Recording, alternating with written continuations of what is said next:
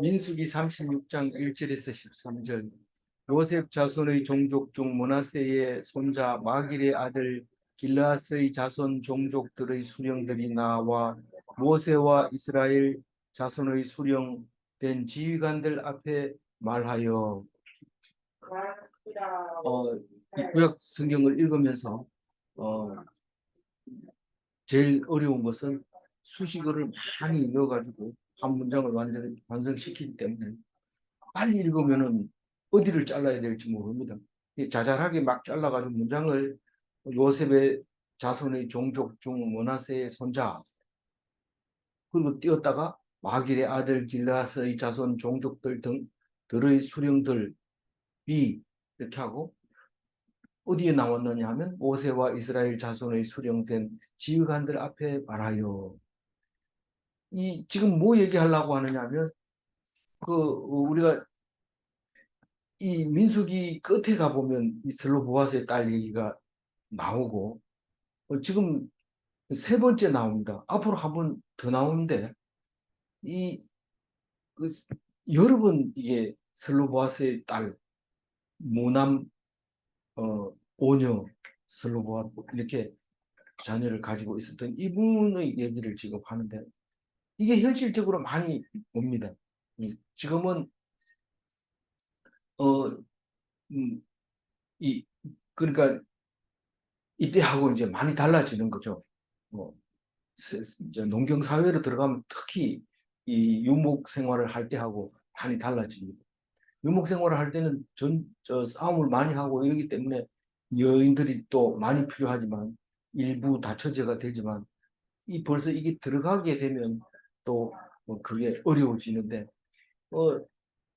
그래서 그 분배받은 땅을 기업으로 물려주지 못할 때가 생긴다는 겁니다. 지금 뭐 요즘 보면 결혼도 잘 안 하고, 우리 시대 때만 해도 한 명, 두 명 낳았다가 이젠 뭐 결혼도 잘 안 하고 결혼해서도 애기 한 명 놓을까 말까 이렇게 하니까, 뭐 성에 대해서 우리가 하게 되면 성이 없어질 성들이 많아질 겁니다. 그래서 그럴 때는 어떻게 해야 되느냐? 성을 유지해야 되느냐?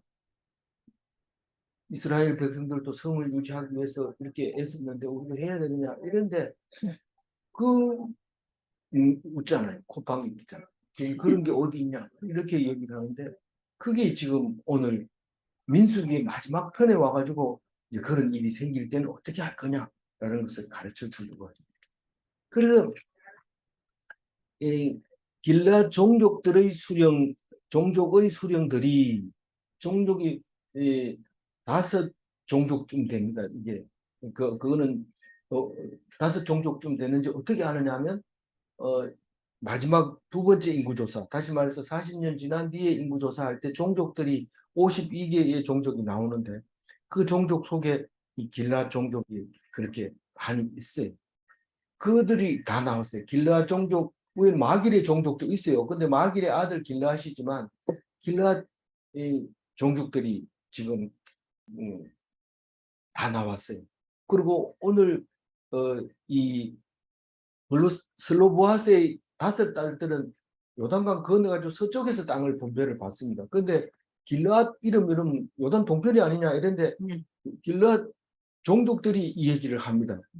이의를 제기를 하니까 이쪽에 또 아니라도 그렇게 이제 말은 그렇게 하는 거죠. 이제 우리가 거기 땅 차지할 건 아니지만 그 슬로보아스의 딸 5명에 대해서 이 제기하는 것은 길라 종족들이 다 와서 그렇게 얘기합니다. 그래서 누구에게 지금 얘기하고 있어요? 모세와 이스라엘 지휘관에게 얘기를 합니다. 12명, 13명 이렇게 나오지만 아론은 어디 가냐? 죽었잖아요. 이제 죽고 미리암도 죽고 이제 모세만 남은 걸로 이렇게 나오는. 그 52종족 앞에서 이스라엘 자손이 종족들 앞이라 지휘관들 앞이니까 그보다 숫자가 적었을 것 같아요. 여기는 이제 이 제기하는 거니까 당사자들만 있으면 되니까. 이 27장 1절에 보면은 한번 나왔던 건데, 요셉은 12아들 중에 11번째 아들이 요셉이에요. 그렇죠? 네. 야곱에. 그리고 므낫세는 2아들 중에 이제 장자였고, 그다음에 마길, 길르앗은 자세히 안 나오지만 헤벨은 6명의 아들 중에 6번째로 이름이 올라가 있어요. 그리고 그 헤벨은 슬로보앗 하나만 낳은지 더 있었는지 모르지만 뒤에 얘기를 유추해 보면 슬로보앗의 형제는 있었어요. 형제는 있었는데 안 나와요. 안 나오고 헤벨의 아들 슬로보앗은 딸 5밖에 없다. 왜 슬로보앗의 형제들이 있다고 생각했을까요? 숙부의 아들이라고. 예, 숙부의 아들들하고 했기 때문에 사촌하고 결혼했기 때문에 형제들이 있는데 뭐 이름을 공개하고 싶지 않았던지 모르겠어요. 그래서 용사가 아니었나. 그래서 이름이 안 나와요. 그래서 길르앗 자손 중에는 6종족이 제가 지금 5종족이라고 했습니다만 지금 6종족이 26장 30절에 그 인구 조사할 때 나오는 얘기인데 이에셀, 헬렉, 아스리엘, 세겜, 스미다, 헤벨. 그래서 6번째 아들로 종족이 기록이 됩니다. 그런데 슬로보아스의 딸 5명의 이름은 뒤에 나옵니다만 한번 읽어볼게요. 발라, 노아, 호골라, 밀가, 디르사 이렇게 이 이야기의 주인공이 됩니다. 오늘 민수기의 마지막인데 마지막에 이런 얘기를 쓰냐? 마지막에 이런 일이 있을 수도 있다. 이게 중요한 건 아니지만 꼭 필요한 거 있을 수 있는 일이다라고 마지막에 도장 찍을 때 쓰는 말인 거죠. 그러니까 이 기본법은 제일 먼저 나오고 나중에 세칙이 이렇게 나오는데 그 중에서 제일 끝에 나오는 법이라고 보면 되겠어요.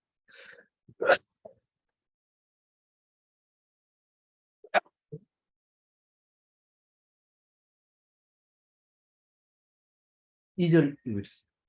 이르되 여호와께서 우리 주에게 명령하사 이스라엘 자손에게 제비 뽑아 그 기업의 땅을 주게 하셨고 여호와께서 또 우리 주에게 명령하사 우리 형제 슬로보앗의 기업을 그의 딸들에게 주게 하셨은즉. 네. 여호와께 이제 나와가지고 하는 말이니까 하나님이 우리 주에게 명령하사 우리 주가 누굽니까? 모세. 모세죠. 이스라엘 자손에게 제비 뽑아 그 기업의 땅을 주게 하셨고 앞으로 요단강 들어가면 제비 뽑아서 해라 하고 모세에게 가르쳐 줬는데 모세는 물론 못 들어가지만 모세에게 다 얘기했습니다. 그러니까 여호수아가 다 들었고 또 그것을 그대로 실행합니다. 그래서 여호와께서 우리 주에게 명령한 얘기가 또 다른 게 있는데 무슨 명령이냐면 우리 형제 슬로보아스의 기업을 그의 딸들에게 주라고 했다는 거죠. 그 앞에 나오죠. 그러니까 우리 형제라고 하지만 사실은 형제가 아니고 족수를 따지면 손잡을 되는 거죠. 이게 지금 헤벨의 아들 슬로보아 딸이니까 헤벨의 손녀잖아요. 그런데 어쨌든 슬로보아스 형제라고 얘기하면서 헤벨 뭐 그렇게 얘기를 하고 있는 거죠. 그래서 그 슬로보아스의 딸들도 주세요. 그러면서 요단 서편에는 9지파 반을 나누을 때 우리도 주세요. 이렇게 이제 얘기를 하는 거예요. 주세요가 아니고 주도록 되어 있지 않습니까? 이제 이 말을 한 거죠. 3절 읽어볼까요? 그들이 만일 이스라엘 자손의 다른 지파들의 남자들의 아내가 되면 그들의 기업은 우리 조상의 기업에서 떨어져 나가고 그들이 속할 그 지파의 기업에 참여하게 되리니 그러면 우리가 제비 뽑은 기업에서 떨어져 나갈 것이요. 그 무슨 말입니까? 딸에게 기업을 주게 되면은 그 다른 지파에 가가지고 땅을 이제 경작을 하겠지만 보통은 그렇게 되면은 이제 50년 휘년이 되면 뒤돌아와야 됩니다. 그게 원래 주인한테 돌아와야 되는데 아들이 없으니까 받을 사람이 없어요. 결국 그래 되면 50년 뒤에 그 사람들 땅으로 못 박히게 되는 거죠. 그러면 지파가 아닌 곳으로 땅이 넘어가 버리게 된다. 그 얘기를 지금 이 제기를 하는 거죠. 딸에게도 줘라. 그래서 기업을 이어라. 이래 놓고 그렇게 놓고 보니까 그렇게 된다라고 이제 얘기를 합니다. 이게 지금 점진적으로 계속 가고 있는 거예요. 법이 맨 처음에 만들어지고 그래서 입법부가 따로 생겨야 돼요. 계속 법을 만들어야 돼요. 그래서 어떤 법은 살았다가 죽었다가 또 다시 또 돌아가기도 하고 그렇게 하는데 계속 현실에 맞게 고쳐져야 돼요. 4절 읽어볼까요? 이스라엘 자손의 희년을 당하여 그 기업이 그가 속한 지파에 첨가될 것이라. 그런즉 그들의 기업은 우리 조상 지파의 기업에서 아주 삭감되리이다. 희년만 되면 엄마 그건 뺏긴 거 아닙니까? 그러니까 우리는 이게 딸에게 줄 때 뭔가 좀 문제가 있는 거 아닙니까? 이렇게 얘기를 하는 거죠. 그러니까 5절 말씀 모세가 여호와의 말씀으로 이스라엘 자손에게 명령하여 이르되 요셉 자손 지파의 말이 옳도다. 네. 하는 음, 모세가 여호와의 말씀으로 이스라엘 자손에게 이르되 그러니까 하나님이 옳다 그랬나요? 옳다고 하나님이 옳다고 그랬어요. 하나님이 그 말이 옳다. 그렇게 얘기하면서 6절 슬로보아스의 딸들에게 대한 여호와의 명령이 이러하니라. 이르시되 슬로보아스의 딸들은 마음대로 시집가려니와 오직 그 조상 지파의 종족에게로만 시집갈지. 그 마음대로 못 가요, 사실은. 뭐 마음대로 시키라 이러놓고 짜장면 시킨다 이러면 딴 사람이 아무도 못 시키잖아요. 그런 거나 마찬가지인데 그렇게 딴 집에 가고 싶으면 가고 그러면 그 대신 땅을 안 주면 되잖아요. 그러니까 마음대로 하는 이 말은 틀린 말은 아니죠. 그런데 빌라 종족에게만 가야 된다. 이건 명령이죠. 자유의지를 주는 것 같지만 사실 우리에게는 자유의지가 없어요. 오직 순종밖에 없어요. 뭐 좋아서 자꾸 그것만 생각하니까 그런 거죠. 7절 읽어. 그리하면 이스라엘 자손의 기업이 이 지파에서 저 지파로 옮기지 않고 이스라엘 자손이 다 각기 조상 지파의 기업을 지킬 것이니라 하셨나니. 뭐 큰 바운다리 안에서 므낫세 지파 안에서 이렇게 왔다 갔다 하면 안 됩니까? 그렇게 하니까 하나님이 그렇게 하라고 그렇게 얘기를 했어요. 그럼 8절 읽어볼까요? 이스라엘 자손의 지파 중 그 기업을 이을 딸들은 모두 자기 조상 지파의 종족되는 사람의 아내가 될 것이다.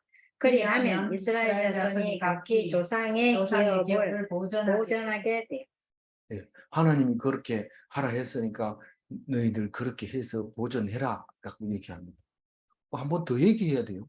하나님이 얘기하고 또 그렇게 하라 했으니 그렇게 했다고 나중에 그렇게 했다 이래가지고 얘기하는데 보통은 3번, 4번 이렇게 연거푸 얘기를 하게 됩니다. 한 가지 사건이. 왜 그렇게 해야 돼요? 잊어버리면 안 되니까. 잊어버려도 될 것 같은데요. 기억해놨다가 나중에 생각이 나면 그 얘기를 해야 돼요. 뭐 잘못하면 아들만 자꾸 생각하게 될 수도 있어요. 그래서 이게 이제 이스라엘 백성에게 율례가 됐다. 그 얘기를 8절에 지금 이스라엘 자손이 각기 조상의 기업을 보존하게 되어 이스라엘 지파는 다 이 슬로보아스의 딸들처럼 그렇게 시집 가야 된다. 그렇게 말하고 있습니다. 9절 읽어볼까요? 그 기업이 이 지파에서 저 지파로 옮기게 하지 아니하고 이스라엘 자손 지파가 각각 자기 기업을 지키리라.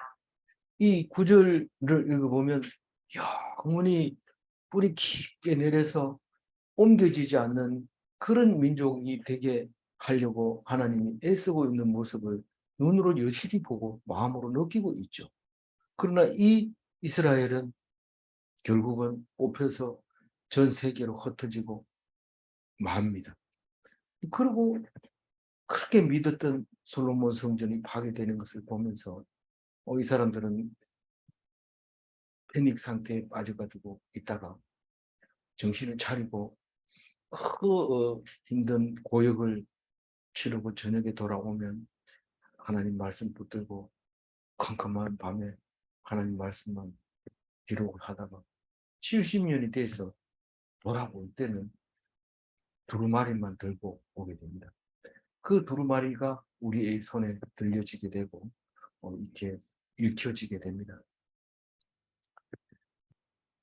쓰기는 마치 그때 쓴 것처럼 말씀으로 천지를 창조하시니라 있으라 하니까 있었고, 그러면 그 현실을 보고 그대로 쓴 것처럼 보이지만 글자가 생긴 그 바벨로니아 가가지고 그렇게 써가지고 와서 우리에게 읽혀지게 된 것은 돈이 많고 잘 살고 부하고 그럴 때 역사가 일어나는 것이 아니라 힘들고 어렵고 쫓겨나고 고난 속에서 하나님의 말씀이 생겨났다는 것을 우리는 알 수 있습니다. 10절 읽어보겠습니다. 슬로보아스의 딸들이 여호와께서 모세에게 명령하신 대로 행하니라. 이 말씀 속에 보면 명령대로 행하리라 이랬으면은 우리 여태까지 그렇게 해라 그렇게 해라 이래놓고 행하니라 이러면 벌써 가나안 땅 들어갔단 말입니까? 이런데 이건 역사 순서대로 쓴 게 아니고 그냥 미래를 갖다가 과거로 바꿔서 표현을 하고 있는 겁니다. 그래서 성경을 읽을 때 소설 읽는 것처럼 이런 걸 읽어버리면 이해가 안 됩니다. 앞뒤도 바뀌어 있고 했던 얘기도 하고 그거 왜 그렇게 하는지 재미가 없어서 안 읽어버리는데 우리는 이걸 재미로 읽는 것이 아니라 정말 진중하게 명령으로 읽어야 됩니다. 그냥 농담으로 들으면 멸망하는 거고 진중하게 들으면 하나님께서 구원해 주시는 것이죠. 그래서 그 슬로보아스의 5딸 이름이 지금 12절에 나오는데 11절에 나오는데 읽어볼까요? 슬로보아스의 딸 말라와 디르사와 호글라와 밀가와 노아가 다 그들의 숙부의 아들들의 아내가 됩니다. 그냥 그랬는가 보다 5명 이름 나왔네 이러면 되지만 사실 자세히 읽어보면 그 다른 4군데 나온 거하고 여기 다른 데 3군데 나오는 거하고 여기 한 군데 나온 거하고 이름 순서가 바뀌어 있어요. 인구 조사할 때 개수됐던 그 딸 이름 부를 때 하고 또 27장 1절에 아이고 저기 그 뭡니까 슬로보아시 지금 땅이 아들이 없습니다 이렇게 진정을 넣을 때 그때 한번 또 이름이 나오고 오늘 나오고 그리고 나중에 여호수아가 땅의 분깃을 줄 때도 나옵니다. 그래서 3번 나오는 거는 다 말라, 노아, 호글라, 밀가, 디르사 이렇지만 오늘 나오는 것은 말라, 디르사, 호글라, 밀가, 노아 어떻게 된 거예요? 노아하고 디르사하고 순서가 바뀌어 있어요. 무슨 뜻일까요? 시집을 먼저 갔을까요? 아마 그랬을 가능성도 있고 또 시집을 먼저 갔을 수도 있는 거예요. 막내가 먼저 갔을 수도 있고 그래서 순서를 바꿔놓은 것 같아요. 그래서 숙부의 아내들은 이제 숙부의 아들들은 이름도 안 나오고 숙부 이름도 안 나오지만 헤벨의 형제 그러니까 슬로보아스의 삼촌들의 이야기는 나오잖아요. 네. 예, 그 사람들 이름이 아까 나왔는데 다시 한번 읽어볼까요? 이헤셀, 예, 헬레, 아스디엘, 세겜, 스미다, 헤벨. 네. 그거는 헤벨이 6번째 아들로 나온 거는 이 민수기 26장 30절에 그래 나와 있고 여호수아서에서는 아비에셀이라고 이름이 이제 이에셀을 아비에셀이라고 부르면서 헤벨을 5번째에 다 넣어놨어요. 그게 무슨 뜻인가 모르겠어요. 나중에 읽으면 뭐가 나올 것 같아요. 그렇지만 어쨌든 그 사람들이 6명이 있었다는 거고 그 삼촌이 몇 명이 있었는지는 모르는 겁니다. 12절 읽어보. 그들이 요셉의 아들 므낫세 자손의 종족의 아내가 되었으므로 그들의 종족 지파에 그들의 기업이 남아 있었더라. 예. 그 므낫세 종족 안에서는 그냥 뭐 안 바뀌고 그대로 있었다. 뭐 자기 집합끼리 결혼해서 그 땅을 유지해라. 우리 저기 다른 나라의 그 아들하고 결혼한 사람은 어떻게 합니까? 상관 모르죠. 뭐 이거 우리는 물려줄 땅이 없으니까 상관없 그냥 살면 돼. 이제 이야기는 다 끝나고 이제 민수기에 대한 이야기를 13절에 하고 있습니다. 이는 여리고 맞은편 요단가 모압 평지에서 여호와께서 모세를 통하여 이스라엘 자손에게 명령하신 계명과 규례니라. 이게 이제 민수기가 이제 끝났는데요.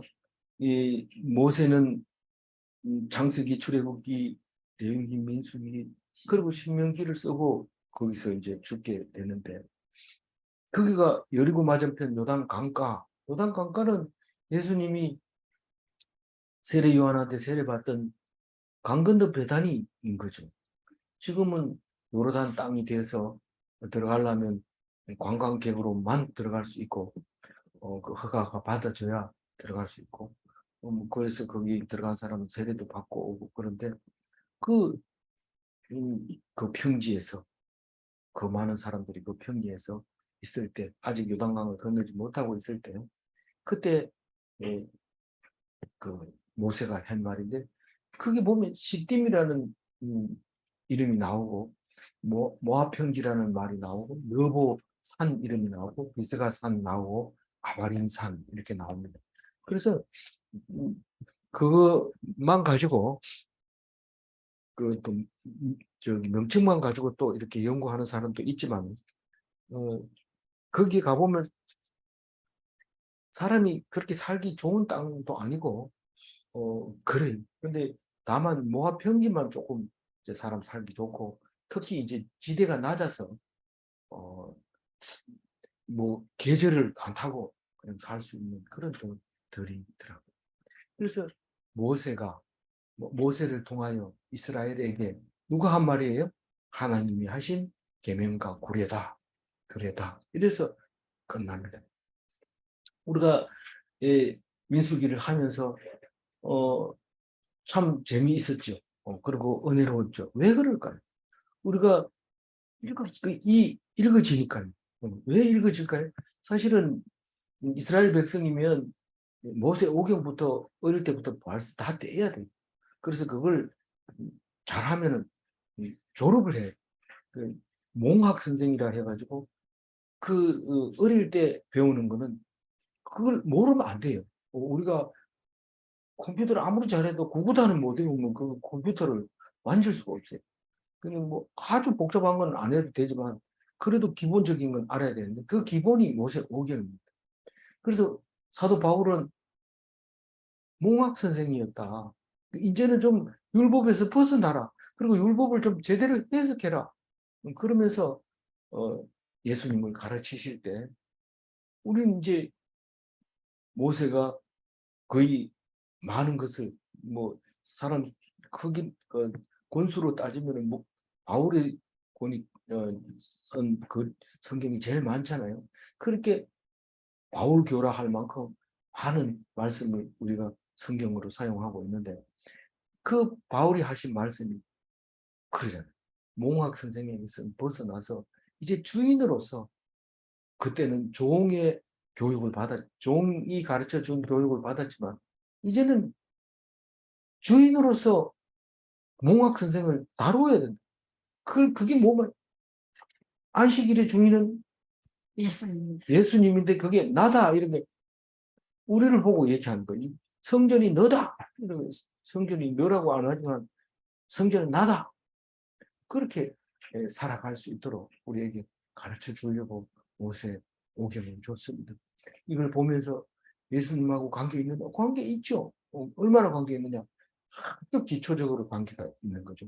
그래서 이것을 알고 예수님을 믿는 것과 모르고 믿는 것은 완전히 다르죠. 뭐 학교 안 나와도 뭐 검정고시 치면 안 됩니까? 이렇지만 되죠. 안 될 건 없지만 다릅니다. 그래도 배웠던 실력이 순간순간 탁 나와서 딱 얘기를 하는데 좀 다르죠. 네, 그렇게 오늘 민수기를 마치면서 다음 이제 내일부터는 로마서 공부합니다. 로마서는 그 야고보서하고 믿음으로 이제 경주하고 있는 귀한 말씀이죠. 이 로마서가 사도 바울 입장에서는 최고의 지금 신중해서 쓴 글입니다. 보지도 못한 사람들에게 쓴 편지니까 그리고 로마를 가게 되죠. 로마서에서도 민수기처럼 큰 은혜 받으시는 여러분들 되시기 바랍니다. 기도하겠습니다. 하나님 감사합니다. 민수기를 은혜롭게 묵상하게 해주셔서 감사합니다. 6년 전에 묵상했던 것보다 더 은혜롭게 해주시고 또 아직도 이해되지 않는 많은 것들이 있지만 6년까지 살게 해주셔서 다시 한번 또 묵상하게 하여 주실 줄 믿고 고이 기억하겠습니다. 그리고 다음 주부터 있는 로마서도 잘 묵상할 수 있도록 우리들의 마음밭을 열어주시고 성경은 읽어도 되고 안 읽어도 되는 것이 아니라 꼭 읽어야 하는 우리의 양식인 것을 깨닫게 하여 주시고 목매게 하여 주시고 목숨 걸게 하여 주옵소서. 감사하옵고 우리 주 예수 그리스도 이름으로 기도 올리옵나이다. 아멘.